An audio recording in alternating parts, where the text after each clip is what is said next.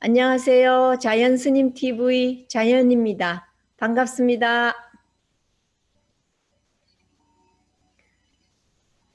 그동안에 부처님 말씀인 전생애에 대해서 안한존자의 일기로 여러분들에게 음성 공양을 올렸습니다.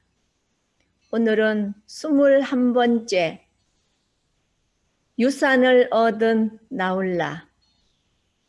교단 전체의 문제점을 한쪽에서 해결하는 동안 한쪽의 가족들도 그들의 생각대로 만족하면서 지냈다.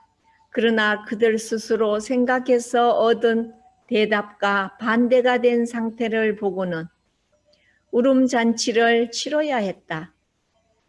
나는 이렇게 될 줄 미리 알았지만 막지는 못했다. 일생을 존경해왔던 형님께 반대되는 일을 감히 할 수 없었으며 교단의 새로운 싹을 무너뜨릴 수 없었다. 하루하루가 지나갔다. 그날은 부처님께서 까빌라에 오신 지 일주일 되는 날이었다. 여러 가지를 미리 준비한 야소다라는 아들 나홀라를 잘 입혀서 그의 아버지에게 보냈다.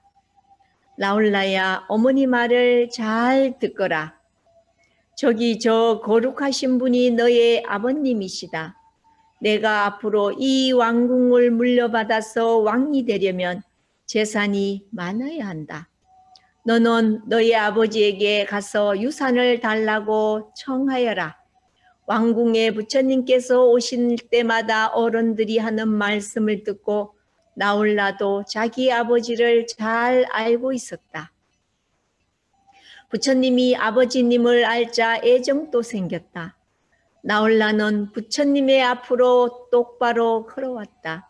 아버지와 얼굴을 마주하면서 방긋이 웃었다. 그리고 어머니가 가르쳐준 말을 기억하면서 친밀히 여쭈었다. 아버지, 아버지의 그늘은 편안합니다. 부처님께서는 나홀라에게 대답도 없이 자리에서 일어나 걸어가셨다. 나홀라도 아버지 가사 끝을 잡고서 따라갔다. 아버지, 저에게 유산을 주세요. 아버지, 저에게 유산을 주세요. 나홀라는 쫄랑쫄랑 따라가면서 옹알옹알 말했다. 아버지와 아들이 이렇게 만나는 모습은 뒤따르는 비구들의 놀라움이 되었다. 그러나 어느 누구도 막지 못했다. 숫도다나 대왕조차도 자기 아버지를 따라가는 손자를 잡을 수 없었다. 그렇게 니조다 정사까지 이르렀다. 사리부리여, 네 부처님, 부처님께서는 거처에 드시면서 부르셨다. 공손하게 대답하며 마하사리불 존자가 나서서 그분은 말씀하셨다. 이 아이가 아버지의 유산을 원한다. 그가 원하는 대로 아버지의 유산을 얻을 수 있도록 3일을 만들어 주어라. 아들 나홀라를 사리불 존자에게 넘겨주셨다. 돌고 도는 윤회업이 항상 따르기 때문에 고통스럽고 피곤한 시간을 아버지가 유산으로 주지 않았다. 그 윤회에서 벗어나 참다운 행복, 출세간의 행복을 유산으로 준 것이다. 아들을 이보다 더 사랑하는 아버지가 있겠는가? 마하사리불 존자께서는 아버지 뒤에 바짝 붙어 아직도 가사자락을 꼭 잡고 있는 나홀라를 불렀다. 그리고 삭발을 시키기 전에 여쭈었다. 부처님, 나홀라를 어떻게 3일을 만들어 줘야 합니까? 비구들이여, 3기로서 3일을 만들어 주는 것을 나 열애가 허락한다. 바라나시 근처에 있는 동안 3기를 통해서 비구가 되는 것을 허락하셨다. 다음 마하브라만이 비구가 될 때에는 3기의 비구를 만들어 주던 것을 버리고 수계라는 형식을 통해서 비구를 만들어 주도록 정하셨다. 그래서 삼기를 통해 비구가 되는 것이 적당한지 아닌지 의심이 있었다. 마하사리불 존자님의 말씀은 이러한 일을 내다보신 것이다. 부처님 또한 이런 문제를 생각하셨기 때문에 마하사리불 존자가 여쭌 문제에 대해 비구들이여 하고 대답하신 것이다.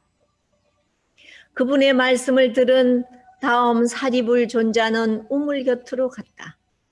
라훌라를 3위로 만드는 잔치에는 세간에서처럼 아름다운 행사들이 없었다. 북도 종도 치지 아니하고 코끼리와 말 그리고 가마도 없으며 참석한 친척도 없었다. 그러나 교단 안에서 가장 크고 유명한 존자들께서 차례로 둘러서서 축하를 해 주었다.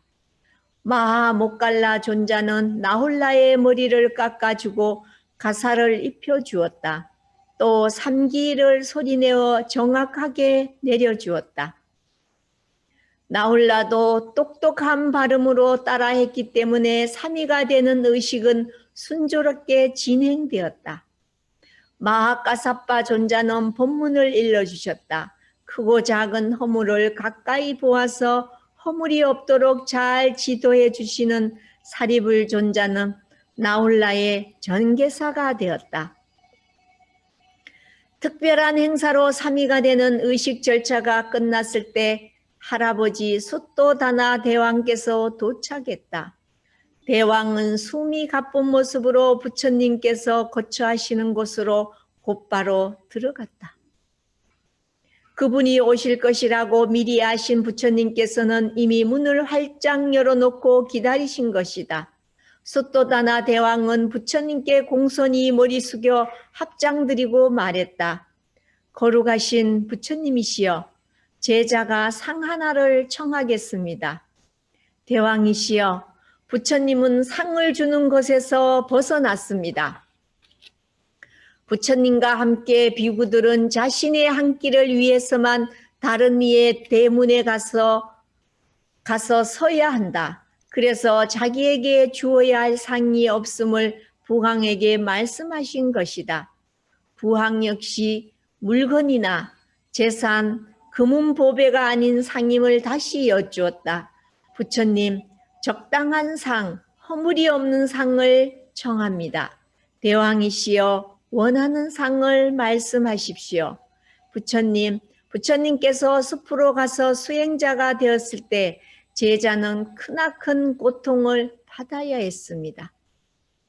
작은 아들 난다 왕자가 비구가 되었을 때는 더욱 마음의 고통을 얻어야 했습니다. 부모들이 아들을 사랑함이란 살을 뚫어서 뱃속 골수에까지 아픔이 미칩니다. 부모가 허락하지 아니한 아들을 비구나 삼위를 만들어 주시지 말기를 청합니다. 법을 보신 분으로 이 아버지를 너무 지나치다고 생각할 수 있다. 그러나 그의 편에서 보면 허물을 지울 수도 없다. 삼보에 대해 목숨을 아끼지 않고 존중하는 자기 같은 사람조차 아들과 손자와 헤어졌을 때 견딜 수 없이 아파한다. 그렇다면 삼보를 존중하지 않은 사람들이야말로 말할 것도 없으리라. 이러한 체험에서 우러난 아들과 손자를 가진 모든 이들을 위해서 소원을 청한 것이다.